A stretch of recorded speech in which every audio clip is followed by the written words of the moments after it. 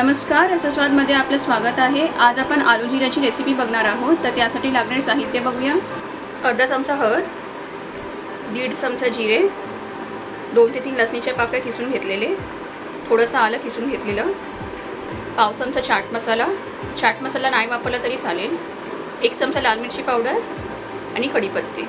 3 boil केलेले बटाटे आहेत, त्यांना क्यूब्समध्ये कट करून घेतलेले आहे। आता आलू जिरा करायला घेऊया। 1.5 चमचा तेल तापलेलं आहे, जिरं,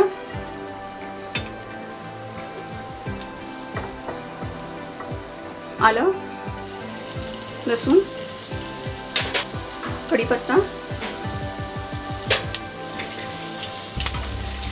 सगळं चांगलं फ्राय करून घेऊया।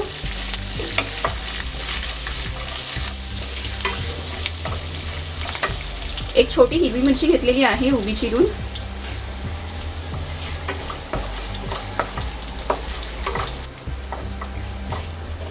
सगळं व्यवस्थित फ्राय झालेलं आहे। बटाटा घालूया, चवीनुसार मीठ,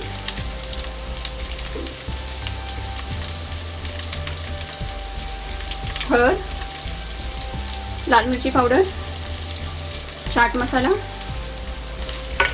सगळं व्यवस्थित परतून घेऊया।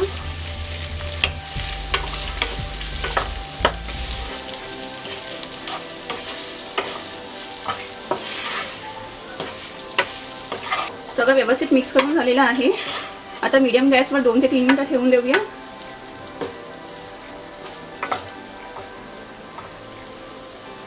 मीडियम गॅसवर 2 ते 3 मिनिटं झालेली आहेत। कोथिंबीर घालूया,